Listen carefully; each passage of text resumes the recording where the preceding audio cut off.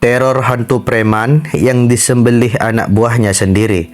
Selama hidup, ia sangat ditakuti karena kebal segala senjata dan itu membuatnya semena-mena. Akhirnya, anak buahnya mengetahui kelemahannya dan menyembelihnya di depan banyak orang. Bagaimana cerita selengkapnya? Langsung saja tonton video ini sampai selesai. Dan yang baru bergabung di channel ini, jangan lupa dukung dengan cara di subscribe, di like, di komen, dan di share agar kalian tidak ketinggalan video-video terbaru dari channel ini.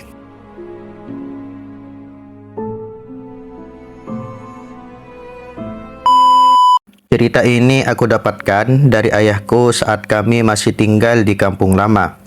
Sebuah kampung yang terkenal sebagai kampung hitam, tempat tinggal para preman, maling, bromocora, dan segala macam yang berkaitan dengan aksi kriminal. Peristiwa ini terjadi di awal tahun 90-an, beberapa bulan setelah aku lahir, kata ayahku. Sampai sekarang, cerita ini masih menjadi legenda di kampung itu.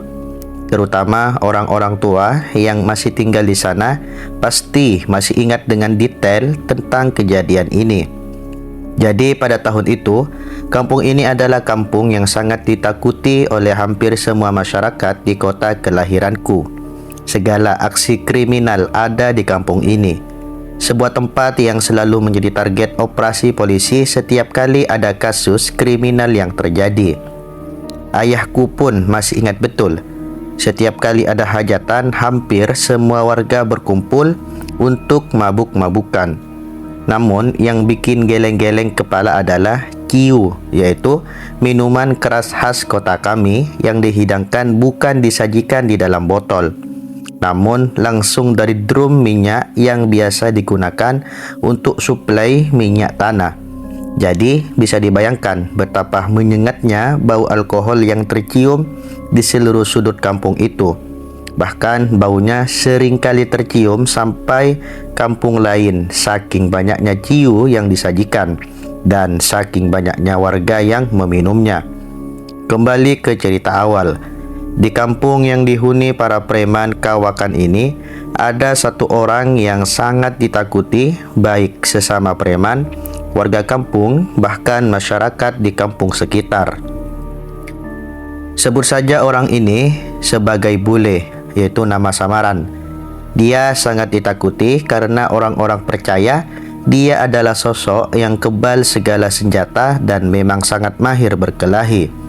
Selain itu, ia juga dikenal Raja Tega karena kebengisannya pada siapapun tak kenal kata kasihan. Bule juga mempunyai banyak anak buah yang sering ditugaskan pergi ke pasar-pasar ataupun stasiun untuk mengumpulkan jatah keamanan. Bila anak buahnya gagal, ia akan pergi sendiri dan tak segan-segan menghabisi pedagang yang tak mau membayar. Sebenarnya banyak yang menyimpan kebencian padanya, namun tak ada yang berani mengusik atau melawan. Beberapa anak buahnya pun sebenarnya punya dendam karena tak jarang mereka dipukuli karena gagal membawa uang keamanan atau bahkan itu dilakukan mereka sedang mengerjakan kandang burung yang rencananya mau digunakan bule untuk memelihara burung yang diambilnya dari pedagang pasar yang tak bisa membayar uang keamanan. Saat menyerut bambu yang akan digunakan untuk burung barunya, jarinya teriris pisau secara tak sengaja. Namun, yang membuat Kandar terheran adalah jarinya mengeluarkan darah yang menandakan bahwa si bule ternyata tidak kebal senjata seperti yang dipercaya banyak orang. Awalnya Kandar mau menanyakan kenapa jarinya bisa berdarah seperti itu. Namun, ia mengurungkan niatnya lantaran ia melihat dengan mata kepala sendiri bahwa lukanya itu tiba-tiba menghilang tanpa jejak setelah si bule meminum air putih dari botol minum yang selalu ia bawa kemanapun si bule pergi. Aku memang bisa terluka dan berdarah, tapi luka itu tidak memberiku rasa sakit yang berarti, dan luka itu akan langsung menghilang kalau aku minum air putih. Itulah kenapa aku selalu membawa air putih kemanapun aku pergi, ucap bule sambil menyeringai. Kita harus memberitahu semua warga untuk menutup semua pintu rumah mereka rapat-rapat. Lalu, jika bule datang meminta air, jangan sampai ada yang memberinya. Usul Johnny, salah satu anak buah bule yang sudah lama menaruh dendam. Kita juga harus menyerangnya bersama-sama. Percuma saja kalau dihadapi 1 lawan 1, pasti kita yang mati. Kandar yang sangat tahu kemampuan bule ikut menimpali. Pokoknya bagaimanapun caranya, besok bule harus mati, sahut Codet yang tak sabar ingin segera menghabisi bule. Malam itu orang-orang suruhan mereka bergerak ke rumah-rumah warga untuk memberitahukan rencana itu. Warga yang memang membenci bule pun setuju atas rencana itu, asal tidak ikut dalam proses pembunuhannya. Selain takut pada bule, mereka pun takut akan berurusan dengan hukum apabila terlibat dalam pembunuhan. Keesokan harinya, semua orang pun siaga di pos masing-masing. Sore hari sepulang dari pasar, bule dibuntuti oleh Codet tanpa sepengetahuannya.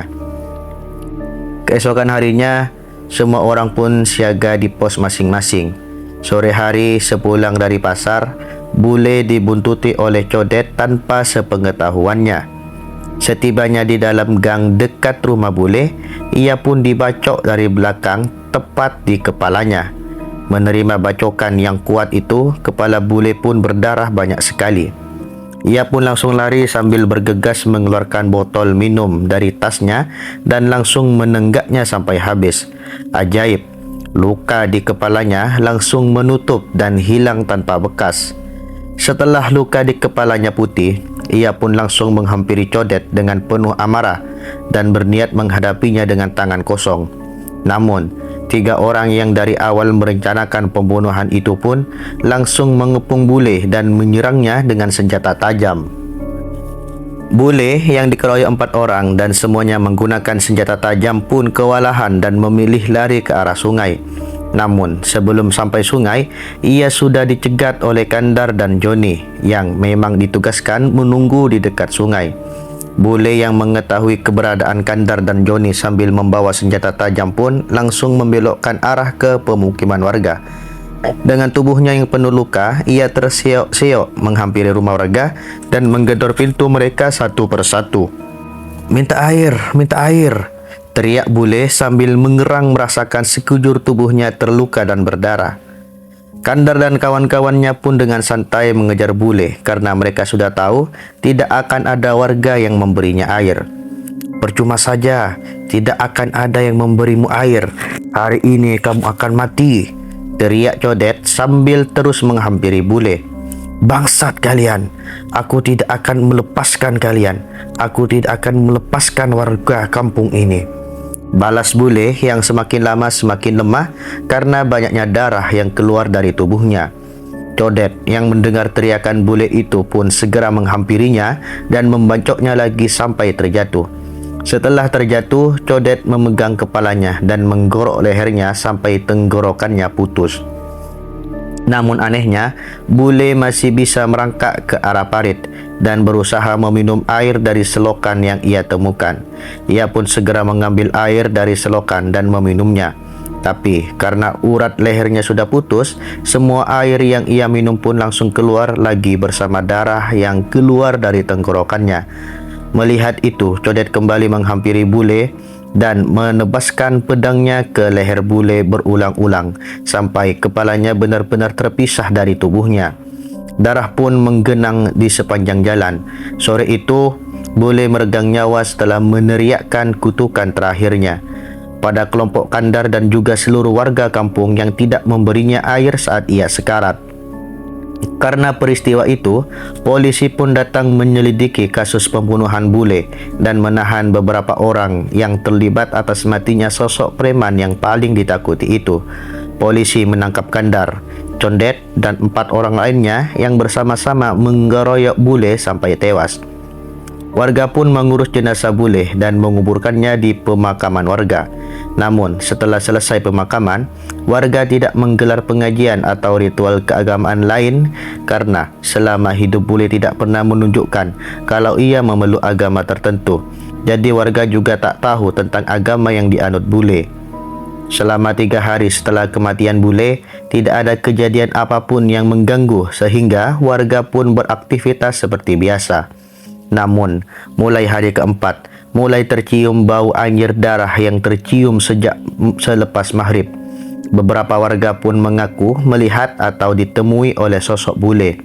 Sebut saja namanya Pak Ismail, seorang muazzin masjid sekaligus orang yang biasanya mengumumkan berita kematian di masjid setempat.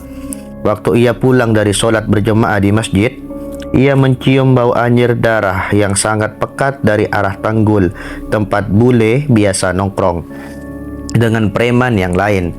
Di situ Pak Ismail sudah merasa bulu kuduknya merinding karena merasa ada sesuatu yang tidak beres. Namun Pak Iskandar mencoba untuk berjalan seperti biasa.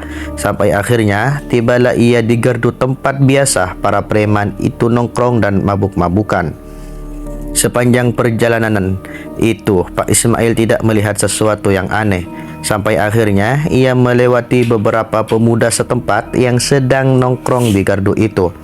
Pak Ismail yang memang mengenal mereka pun menyapa pemuda-pemuda itu.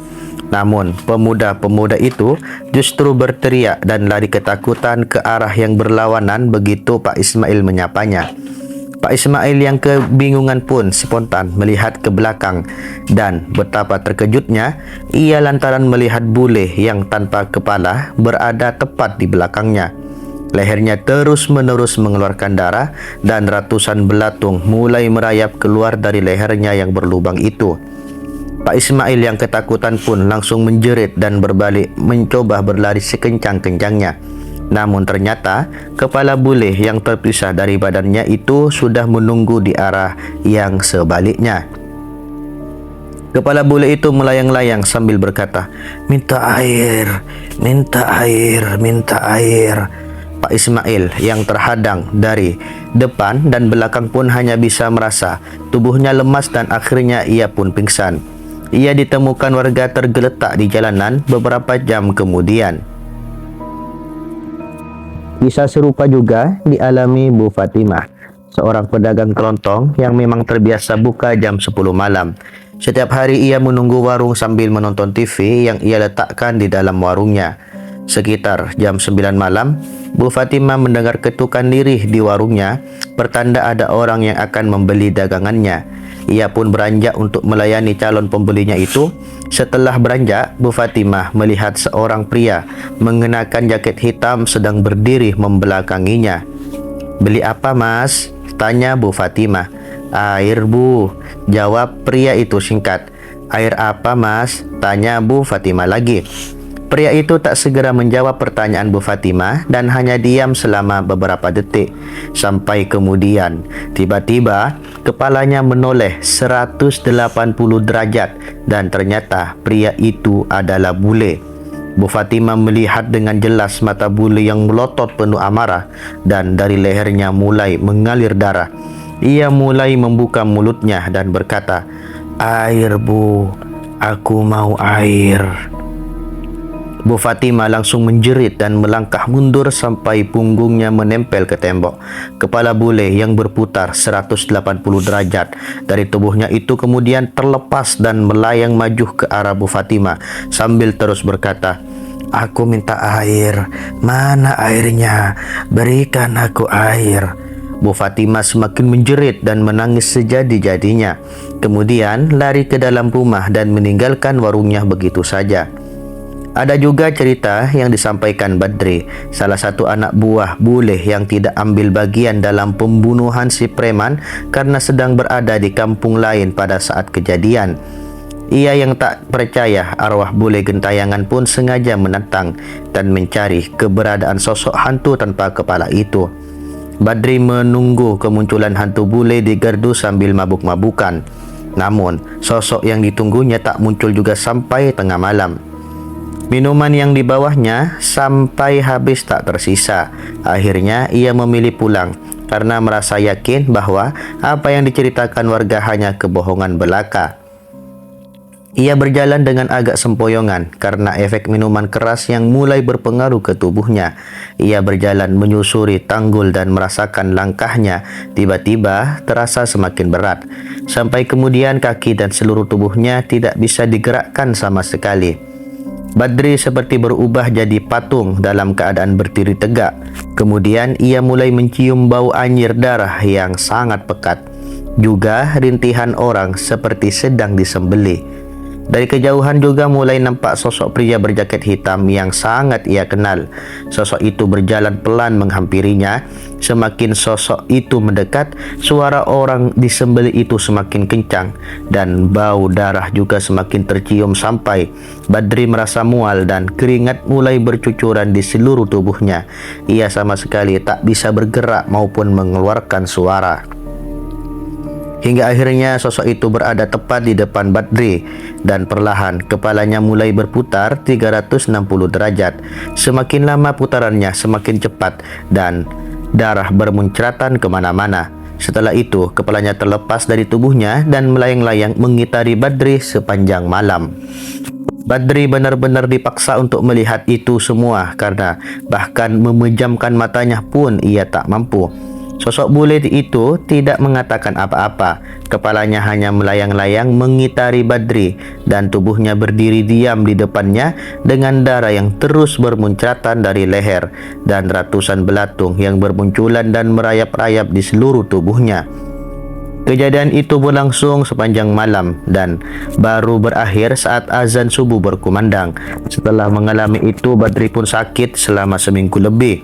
Tubuhnya demam dan sering mengigau ketakutan. Selain 3 orang yang telah diceritakan di atas, masih banyak juga warga yang diteror oleh sosok bule dari yang hanya melihat sepintas sampai melihat terang-terangan. Sampai akhirnya, warga mulai menutup pintu mereka rapat-rapat dan tidak ada satupun orang yang berani keluar setelah maghrib. Namun, teror tetap tak berhenti sampai di situ. Setelah warga berdiam diri di rumah, setiap malam mereka tetap mencium bau anyir darah dan suara orang disembelih dari rumah masing-masing. Pintu rumah mereka juga sering digedor-gedor dan terdengar teriakan dari luar, "Minta air, minta air, minta air." Suatu ketika, ada juga warga yang membuka pintunya karena ketukan pintu terus terdengar sepanjang malam. Dan ia langsung menangis histeris karena sosok bule berdiri di depan pintu dengan menjinjing kepalanya sendiri. Warga ini pun langsung menutup pintunya lagi dan bersembunyi di kamar sampai subuh. Akibat teror yang mengerikan ini, beberapa warga memutuskan untuk mengungsi ke rumah saudara yang berada di kampung lain. Tapi ternyata hal itu tidak mempengaruhi apapun karena tiap malam mereka tetap mencium bau darah dan mendengar ketukan di pintu. Namun anehnya, saudara yang ditumpanginya tidak merasakan apa-apa dan teror itu hanya dirasakan oleh warga kampung itu dimanapun mereka berada.